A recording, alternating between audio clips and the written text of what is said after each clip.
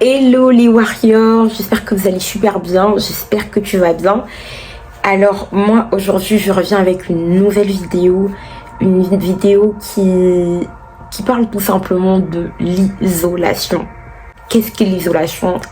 Alors généralement en français on va plutôt dire la solitude. Mais j'ai pris le mot isolation parce que l'isolation va plutôt avec l'anglais isolation, qui veut simplement dire un temps à part, un temps de solitude, un temps où on se sent incompris, un peu un temps, on va dire, de désert tout simplement. L'isolation, c'est la solitude, c'est le temps de solitude que Dieu, au fait, peut permettre dans la vie de ses enfants, tout simplement. 5 raisons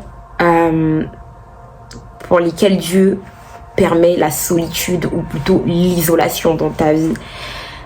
Faut savoir déjà qu'il y a une solitude, une isolation partielle et une isolation totale. L'isolation partielle, c'est par exemple lorsque tu sens comme si tu pries pas assez, que tu médites pas assez, que tu n'arrives pas à méditer, que tu n'arrives pas à prier. Ta vie spirituelle, au fait, ça va pas. Du coup, généralement, ça va jouer aussi sur ton côté émotionnel, tu vois. Et c'est plutôt de l'isolation partielle. Mais l'isolation totale, c'est quand ton isolation est spirituelle, et émotionnelle et physique. Parce que oui, il y a la solitude où tu es vraiment physiquement seul. Spirituellement, tu te sens seul, que ça veut dire que toi et Dieu, il n'y a que toi et Dieu. Et émotionnel, voilà, tes émotions, personne ne les comprend, que toi et Dieu. Des saisons d'isolation sont des périodes vraiment très difficiles, parce que ça peut vraiment être des saisons de questionnement, d'incompréhension. Mais vous verrez que Dieu a un but derrière ces saisons. 5 raisons pour lesquelles Dieu peut permettre l'isolation dans ta vie. La première raison, c'est Dieu veut ton attention. Vous savez, parfois il arrive que qu'on soit plutôt distrait, c'est-à-dire on va à l'église, on sert, on prie, on médite la parole, on fait notre petite vie, on est sur notre téléphone, sur les réseaux, sur nos trucs et tout. Mais Dieu veut nous communiquer quelque chose, mais on est tellement dans la distraction, tellement dans l'agitation. Parfois on n'est pas forcément entre guillemets dans la distraction à nos yeux, mais on est tellement dans l'agitation que Dieu essaye d'attirer notre attention, mais il n'arrive pas à nous avoir. Du coup, il va créer un moment d'isolation. Un moment d'isolation, tout simplement pour nous attirer. Osez dit, je l'attirerai dans le désert pour parler à son cœur. Et au fait, Dieu veut notre attention, mais il n'arrive pas à avoir, parce qu'on est tellement dans l'agitation, on est tellement dans nos trucs, on lui donne même pas accès, au fait, à tout simplement, à lui, tout simplement. Et alors que peut-être qu'il veut nous faire entrer dans une nouvelle saison, peut-être qu'il veut nous présenter une nouvelle opportunité, peut-être qu'il veut nous façonner, nous emmener quelque part d'autre, et il veut du coup avoir notre attention, mais on lui donne pas au fait l'attention qu'il lui faut au fait pour nous emmener où il veut nous emmener. Donc d'où Dieu, quand il veut notre attention, parfois il peut créer des moments d'isolation. Tout simplement pour attirer notre attention. Je l'attirerai dans le désert pour parler à son cœur, tout simplement. Deuxième raison, ça serait Dieu veut bâtir quelque chose en toi et avec toi. Parfois, Dieu veut bâtir simplement quelque chose avec nous, quelque chose avec toi. Il sait pas comment t'avoir. Parce que toi, tu as déjà tes plans, tu as déjà tes projets. Et du coup, il essaye au fait de te dire, hey, mon enfant, au fait, moi j'ai ces projets-là, j'ai 6 pour toi, mais toi, tu es tellement focus dans tes projets, c'est-à-dire, tu as dit, moi, je serai avocat, tu finis t'as ton bac ou t'es en terminale, c'est Parcoursup, toi tu penses déjà viser toutes les facs de droit et tout, non et tout. Et Dieu va permettre parfois des moments d'isolation justement il te bloque dans toutes tes facs pour te montrer au fait tout simplement que je ne te veux pas à la fac de droit. Moi, je te veux par exemple en communication. Et c'est en communication au fait que tu vas trouver ta voie. Parfois, tu as fait ta prière en début d'année, tu as dit en janvier, Seigneur, je veux que tu me guides où est-ce que toi tu m'attends. Mais toi, dans tes projets, au fait, toi, tu te vois plus en droit, tu te vois plus en médecine, tu te vois plus en je sais pas, en cuisine, mais Dieu lui te voit par exemple en STAPS, il te voit par exemple faire du sport, il te voit par exemple faire autre chose, il te voit par exemple faire de la communication, mais tellement il voit que comment dire, que toi t'es focus que sur tes plans, sur tes projets, parfois il va créer une isolation en fermant toutes les portes. Et quand toi tu vas voir par exemple que toutes les portes sont fermées ou que toutes les portes sont ouvertes aussi, tu as accepté par exemple dans toutes les facs que toi tu voulais, admettons, et tu dis mais je suis acceptée partout et je sais pas quelle serait la meilleure école pour moi. Et au fait Dieu au fait il te met dans cette isolation où tu te sens un peu perdu au fait pour que tu viennes au fait à lui. Il veut bâtir quelque chose avec toi. Et généralement il va plutôt fermer les portes. Il va fermer les portes pour bâtir quelque chose avec toi et en toi, pour te montrer au fait que non, au fait, moi je te veux dans ça, moi je veux ça de toi. Ça va toujours dans le but d'attirer ton attention, mais c'est vraiment pour bâtir quelque chose avec toi et en toi. La troisième des choses, c'est que Dieu veut que tu te connaisses toi-même. Et au fait, ça vient à l'identité. Dans tout ce que tu fais, Dieu voudrait que tu saches où tu vas. Qui es-tu réellement? Et Dieu, pour bâtir pour te connaître toi-même, parfois Dieu va créer des moments d'isolation. Parce que quand Dieu permet des moments d'isolation, quand tu te retrouves seul face à toi-même, c'est là que tu découvres qui es-tu réellement.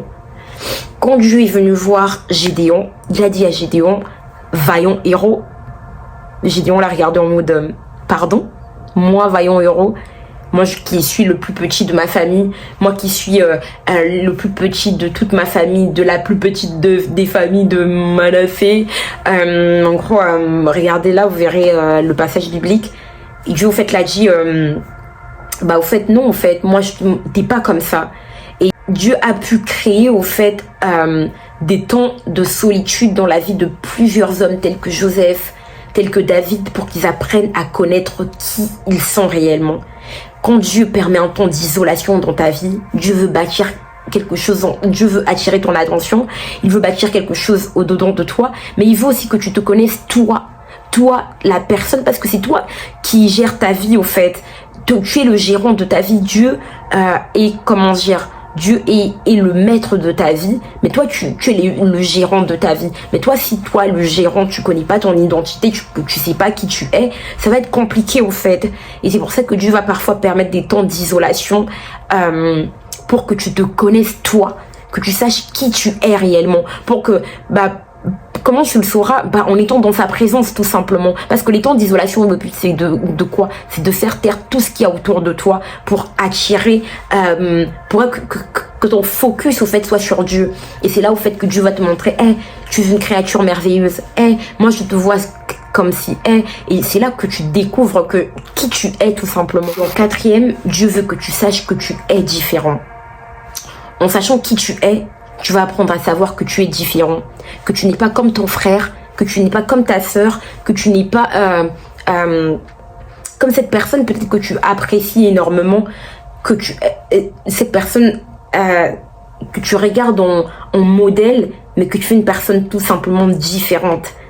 Et pendant ce temps, Dieu veut que tu apprennes à découvrir l'unicité de ta personne, c'est-à-dire l'unicité de le fait que tu es unique au fait. Et cinquième, c'est que Dieu veut t'élever. Dieu veut t'emmener dans une autre dimension. Dieu veut te faire rentrer dans une nouvelle saison. Il veut t'élever spirituellement, t'élever émotionnellement, t'élever